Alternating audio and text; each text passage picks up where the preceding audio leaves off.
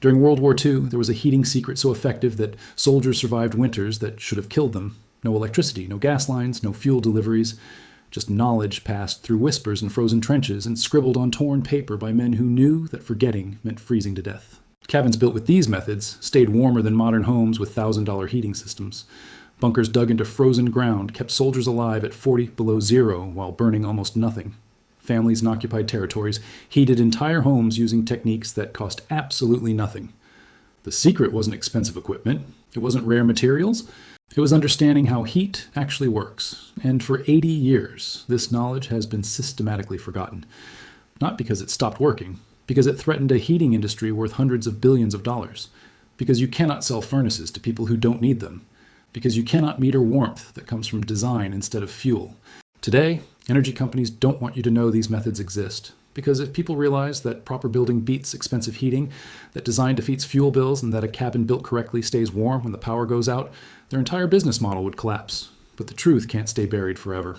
In this video, we're uncovering 10 World War II cabin heating secrets that modern builders deliberately forgot. Secrets that still work better than anything you can buy. Secrets that cost nothing, require no monthly bills, keep you warm when everything else fails. By the end, you'll understand why your grandparents were warmer than you are, and you'll know exactly how to fix it. Number 1, the thermal mass foundation. In the frozen forests of Northern Europe, soldiers discovered something that modern builders ignore completely. The ground beneath your feet isn't your enemy, it's your greatest ally. 6 feet below the surface, the Earth maintains a constant temperature year-round, 50 to 55 degrees Fahrenheit, regardless of whether it's summer or winter above. This is free heat, available everywhere, requiring no fuel, no electricity, no monthly payments to anyone.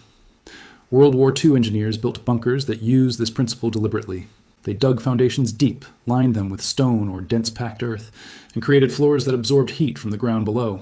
These thermal mass foundations acted like giant batteries, storing warmth and releasing it slowly into living spaces above. The method was simple but precise.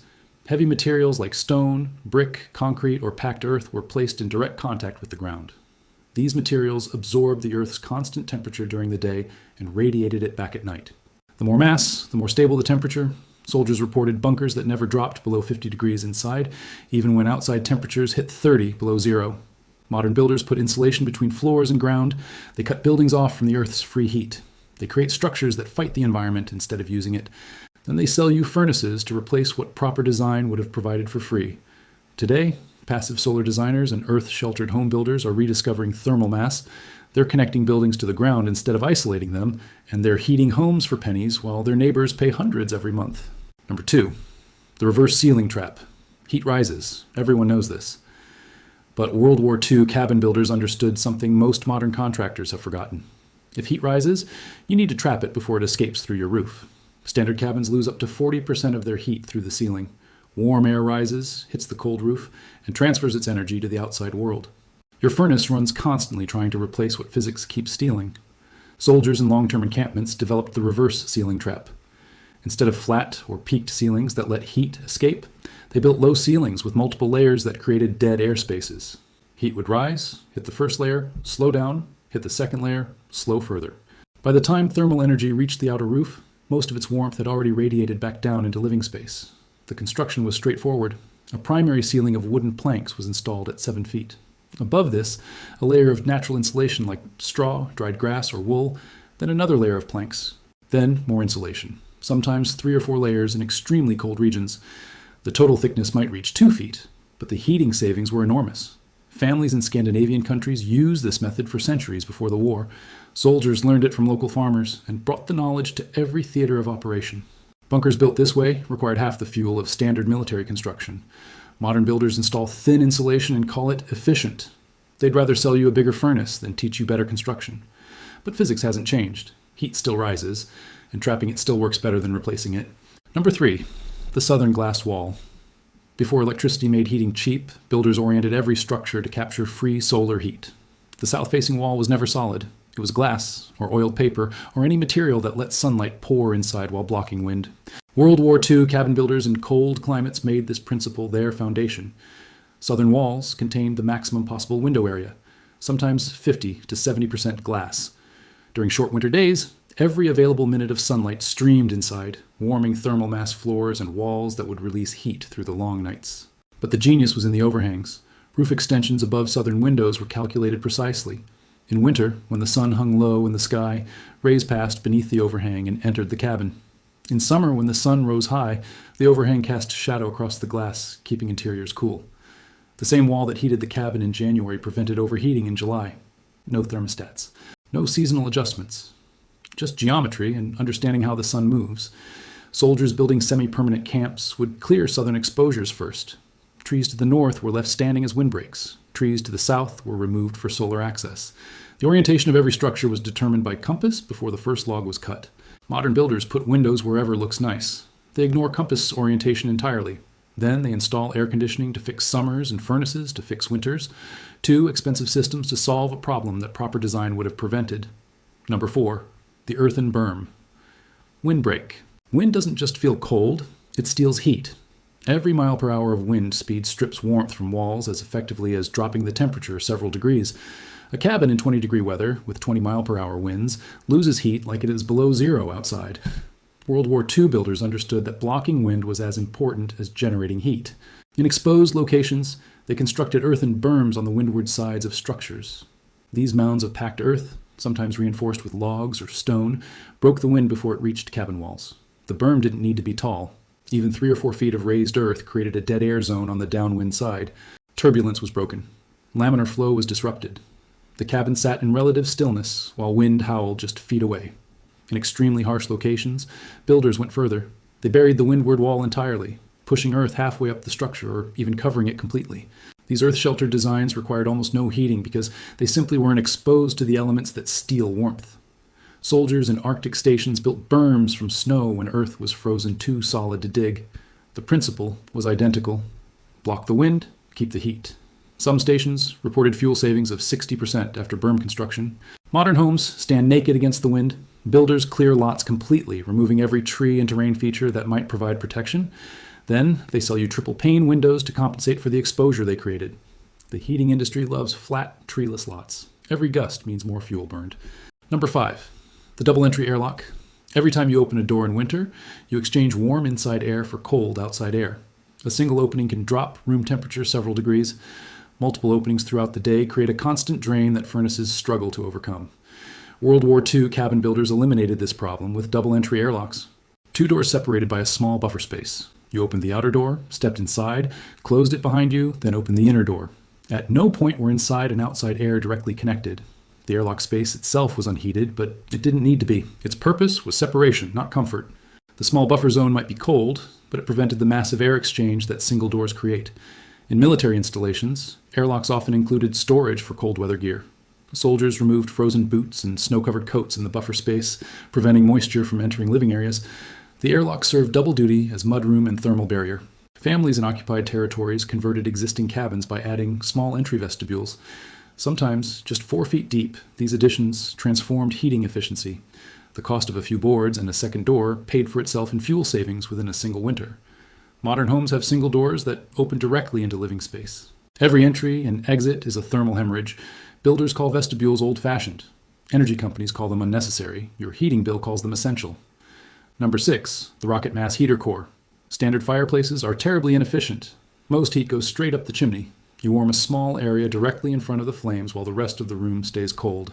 World War II soldiers in long-term installations developed something far better. The rocket mass heater used a simple principle. Instead of letting hot exhaust gases escape immediately, they routed them through channels inside thermal mass before releasing them outside. The mass absorbed heat from the gases, then radiated that warmth slowly into living space for hours after the fire died. Construction involved an insulated combustion chamber where small amounts of wood burned extremely hot. The intense heat created powerful draft, pulling air through the system. Exhaust gases at temperatures over 1,000 degrees entered channels, running through a bench, floor, or platform made of dense material like cob, brick, or stone. By the time gases exited the chimney, most of their heat had transferred to the mass. A fire lasting 1 hour could warm the mass enough to heat a cabin for 12 to 24 hours. Fuel consumption dropped by 80% compared to standard fireplaces. Soldiers built these systems using scavenged materials, old oil drums, broken bricks, clay dug from riverbanks. The technology required no special tools or skills, just understanding of how heat moves through materials. Modern fireplaces are decorative. They provide ambiance while wasting fuel. The heating industry prefers you buy furnaces instead of learning how your grandfather actually stayed warm, but the physics hasn't changed. Capturing exhaust heat still works better than letting it escape. Number 7, the reflective back wall. Heat radiates in straight lines. A fire or stove sends warmth outward in all directions equally. Half that radiation hits the wall behind the heat source, warming materials that often face outside and lose the energy immediately. World War II builders placed reflective materials behind every heat source. Polished metal, light-colored stone, even whitewashed planks. These surfaces bounced radiant heat back into living space instead of absorbing and losing it. The effect was dramatic. A small stove with a reflective back wall heated like a unit twice its size. Soldiers reported being able to reduce fuel loads while maintaining identical temperatures. The heat that would have disappeared into rear walls now warmed bodies and air. In field conditions, soldiers used flattened tin cans, aluminum mess kit parts, or any shiny scrap they could find. Mounted on the wall behind improvised stoves, these reflectors transformed heating efficiency overnight. Families in cold regions built permanent reflective installations. Stone walls behind fireplaces were fitted with polished metal sheets. The combination of thermal mass and reflection created heating systems that maximized every bit of fuel burned. Modern stoves sit against drywall that absorbs heat and transfers it outside. No reflection, no redirection, half the radiant energy wasted. But proper reflective placement requires knowledge that builders no longer teach. Number 8, the stratified sleeping loft. Hot air rises and stays high. Cold air sinks and stays low. World War II. Cabin builders used this stratification deliberately, placing sleeping areas in lofts where warm air naturally collected. A cabin with a sleeping loft could maintain comfortable sleeping temperatures while letting lower areas cool significantly overnight. Instead of heating the entire structure to sleeping comfort, only the upper air mass needed warmth. Fuel savings of 30 to 40% were common. The design was simple. An elevated platform, often just a few feet below the ceiling, provided sleeping space. A ladder or steep stairs allowed access. During the day, occupants lived at ground level where activity kept them warm. At night, they climbed to where heat had collected, sleeping comfortably while lower areas cooled. In military barracks, triple-stacked bunks exploited the same principle. Soldiers in upper bunks slept warmest. Those below added extra blankets. But the total heat required was far less than warming the entire space to upper bunk temperature. Modern homes heat bedrooms to the same temperature as living areas. 8 hours of sleeping requires maintaining full warmth in spaces with high ceilings, multiple windows, and poor insulation. The energy waste is enormous, but builders designed for appearance, not thermal efficiency. Number 9, the insulated cooking integration. Cooking requires heat. In modern homes, that heat escapes through range hoods and ventilation. In World War II cabins, cooking heat was captured and integrated into the heating system. Cook stoves were positioned to maximize heat transfer to living space. Their backs touched thermal mass walls that absorbed and stored cooking heat. Their chimneys ran through the cabin's interior before exiting, releasing warmth along the entire length. Nothing was wasted. Baking bread heated the cabin. Boiling water heated the cabin. Every meal preparation contributed to space heating. In cold climates, families scheduled heavy cooking for morning and evening, timing thermal inputs to match when heating was most needed. Some designs went further. Cook stove exhaust was routed through channels and sleeping platforms or benches. The same fire that cooked dinner warmed beds for the night. Dual-purpose systems reduced total fuel consumption by half. Modern kitchens vent cooking heat outdoors. Range hoods remove warm air and replace it with cold. The furnace then runs to compensate for what the kitchen just expelled. 2 energy expenditures where 1 would suffice. Number 10, the human heat concentration. The human body generates approximately 100 watts of heat continuously. In a small cabin with 4 occupants, that's 400 watts, equivalent to several large light bulbs, produced around the clock for free. World War II builders sized cabins to concentrate human heat effectively. Spaces were kept small, ceilings were kept low, and insulation was maximized.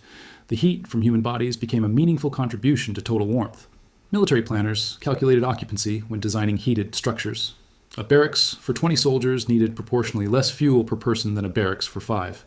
Human heat concentration was factored into every design decision. In family cabins, sleeping areas were particularly compact. A small loft, holding 4 family members, could stay warm through body heat alone on all but the coldest nights. The combined 400 watts, trapped in an insulated space of a few hundred cubic feet, maintained comfortable temperatures without any fire at all. Modern homes feature cavernous bedrooms, vaulted ceilings, and massive square footage. Human heat dissipates uselessly into volumes too large to warm. The biological furnace that kept our ancestors alive now contributes almost nothing. Every body in the house generates 100 watts. Modern design wastes all of it. These weren't just building techniques. They were survival strategies developed by people who would die if they got it wrong. No furnace repair service, no emergency fuel delivery, no backup system. just physics, materials, and the knowledge to combine them correctly. And here's what the heating industry doesn't want you to understand. These methods aren't outdated, they're superior. A properly designed cabin stays warm when the power fails. A house, dependent on furnaces, becomes a freezer the moment systems break. Our grandparents could survive any winter. We can survive only until the next delivery. Modern builders forgot these secrets because forgetting made them money. Every passive heating technique eliminated is a furnace sold. Every thermal mass floor abandoned is a boiler installed. The industry profits from your ignorance. For 80 years, they've been winning. Homes have gotten larger and less efficient. Heating bills have risen every year. Dependency on fuel and electricity has become total. But knowledge can't be killed forever. The principles haven't changed. Heat still rises. Mass still stores warmth. The sun still shines from the south. And Earth, 6 feet down, still holds 50 degrees. The next time the power fails, two kinds of people will exist. Those shivering in houses designed to depend on systems that stopped working, and those warm in homes designed to work without systems at all. If this knowledge matters to you, subscribe now. Share this with everyone building, buying, or renovating a home. Because the secrets your grandfather knew are still the secrets that work. I'll see you in the next video.